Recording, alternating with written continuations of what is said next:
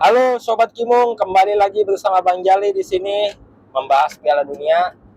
Bang Jali lagi di jalan ya, bersama Om Kimung di sebelah, mau buat konten. Kali ini Bang Jali mau bahas pertandingan semalam yang dimana kembali ada kejutan, yaitu Korea Selatan berhasil lolos secara dramatis dengan kemenangan 2-1 menghadapi Portugal, yang dimana hasil itu membuat Korea Selatan lolos secara selisih sangat tipis ya, bukan tipis ya, perbedaan sangat kecil dengan Uruguay, yang dimana di pertandingan lain Uruguay menang 2-0 menghadapi Ghana. Jadi kenapa Korea Selatan bisa lolos padahal sama-sama memiliki poin 4 dengan Uruguay, yaitu karena Korea Selatan memiliki perbandingan gol yang lebih besar. Jadi Korea Selatan di statistik golnya itu mencetak 4 gol dan kebobolan 4 gol, sedangkan Uruguay mencetak 2 gol, kebobolan 2 gol. Nah, angka inilah yang membuat Korea Selatan lolos ke 16 besar karena mencetak lebih banyak gol ya, meskipun kebobolan lebih banyak. Jadi pertandingan tersebut Bang Jerry sebenarnya nonton Ghana menghadapi Uruguay karena Portugal dan Korea Selatan bermain bersamaan. Di mana Uruguay menang 2-0 lewat gol de Arrascaeta. Jadi dia mencetak 2 gol kemenangan hingga pertandingan usai. Sebenarnya itu pertandingan di babak pertama ya yang lebih menarik ya, karena Ghana mendapatkan peluang penalti namun berhasil ditepis oleh kiper Uruguay, dan selang beberapa lama kemudian Uruguay mampu mencetak gol lewat De Arrascaeta. Lalu di babak jelang pertandingan babak pertama berakhir kembali mencetak gol menjadi 2-0. Secara permainan jelas seperti Bang Jali bilang bahwa Ghana berani bermain terbuka. Justru karena itulah, karena Ghana bermain terbuka, di belakangnya kosong, sehingga Uruguay yang 2 pertandingan sebelumnya nggak pernah cetak gol, kali ini mampu mencetak gol. Namun hasil 2-0 aja itu nggak cukup buat Uruguay lolos ya, karena di pertandingan lainnya Korea Selatan menang, dan selisih yang tadi yang Bang Jali bilang yang membuat Korea Selatan lolos.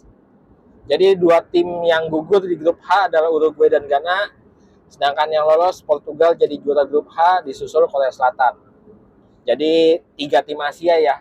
Ini pertama kalinya di Piala Dunia ada 3 tim dari Asia yang berhasil masuk 16 besar.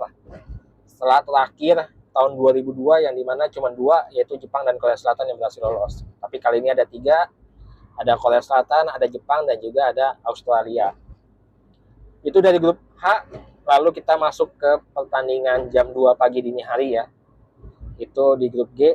Bang Jali nggak nonton karena tidur, karena paginya ini mau pergi.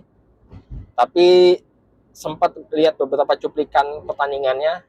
Itu Bang Jali perhatikan untuk Serbia Swiss dulu ya, yang dimana itu dimenangkan oleh Swiss dengan skor 3-2.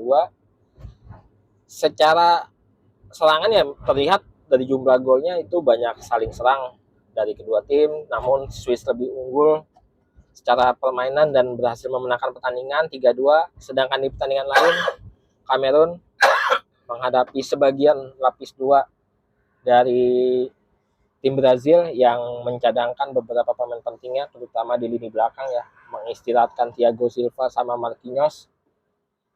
Brazil kalah 1-0 lewat gol Vincent Aboubakar di menit-menit akhir.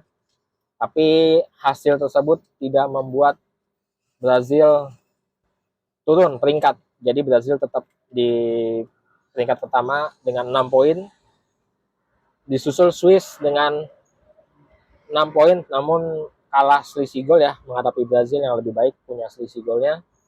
Di peringkat 3 ada Kamerun dengan 4 poin dan Serbia dengan 1 poin. Hasil ini melengkapi 16 tim yang berhasil lolos ke babak 16 besar.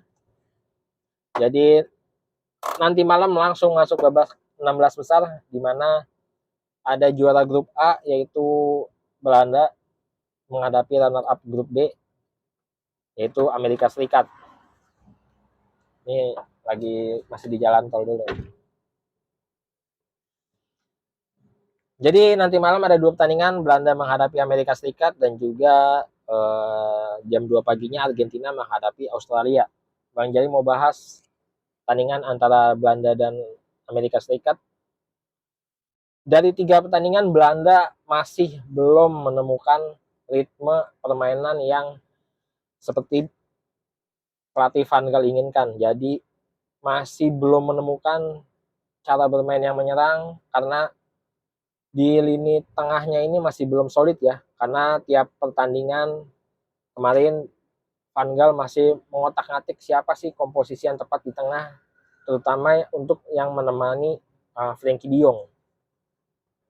Jadi Belanda ini kan bermain dengan formasi 3-5-2 ya, yang dimana 3 pasti dipegang sama Nathan Ake, Virgil van Dijk, dan juga Justin Timber, atau kadang Matthijs de Ligt. Di tengah, di 5 tengahnya ini, di sayap kirinya ada Daley Blind, dan juga di kanan ada Denzel Dumfries. Nah, di tengah 3 ininya lah yang jadi masalah, karena yang menemani Frenkie de Jong ini masih sering diotak-atik ya.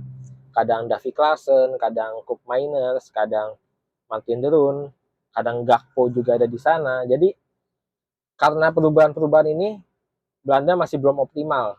Jadi Belanda masih mencari di mana yang komposisi yang paling tepat untuk menemani Frenkie de Jong, karena Frenkie de Jong pasti menjadi starter ya di pertandingan ini. Di depan, Gakpo dan Depay menurut Bang Jali masih harus tetap dimainkan, karena striker lain seperti Vincent Janssen, Weghorst ini nggak semobile mereka ya.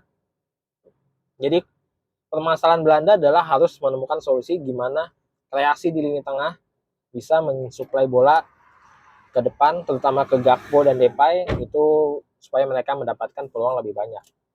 Itu dari sisi Belanda yang jadi kekurangan Belanda hingga saat ini. Menghadapi Amerika Serikat yang punya pertahanan solid, yang dimana belum terkalahkan, meraih 1 kali menang dan 2 kali hasil imbang, dan mampu menahan imbang Inggris, kemungkinan besar Amerika bakal bermain dengan cara yang sama ya saat menghadapi Inggris, yaitu dengan cara menunggu di belakang.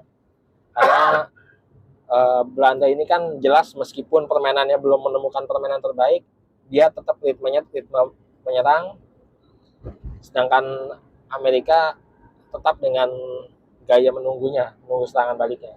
Nah, ini yang harus diwaspadai sama Belanda, karena kedua sayapnya ini Daley Blind sama Dumfries ini sering overlap ya. Nah, jadi sering lupa turun lah.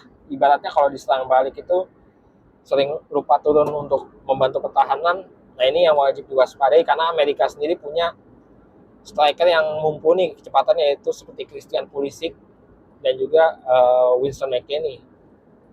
Secara pertandingan kemungkinan Belanda akan menguasai, namun secara hasil ini kemungkinan menurut Bang Jali bakal perpanjangan waktu. Karena ya itu, kalau Belanda masih sama bermain seperti pada pertandingan kemarin, ya ini akan kesulitan. Sedangkan Amerika jelas membutuhkan stamina lebih supaya bisa bermain hingga perpanjangan waktu atau bahkan sampai adu penalti. Jika sampai babak adu penalti, ini jadi apa ya? Jadi makin 50-50 ya. Jadi Belanda harus segera cepat mencetak gol di menit-menit awal. Jika kalau kesulitan nanti sampai pertandingan 90 menit habis, skor masih imbang, ini jadi masalah buat Belanda. Jadi Belanda bisa gugur menurut Bang Jali. Jadi 5-5-4-5 lah buat Belanda untuk pertandingan babak 16 besar ini. Lalu di pertandingan nanti malam jam 2-nya babak 16 besar juga ada Argentina menghadapi Australia. Ini jelas favorit ya, Argentina favorit lolos menghadapi Australia, yang juga Bang Jali anggap lolos secara beruntung lah. Lolos secara beruntung ke 16 besar, karena pesaingnya di grup D, Denmark, itu benar-benar underperform banget.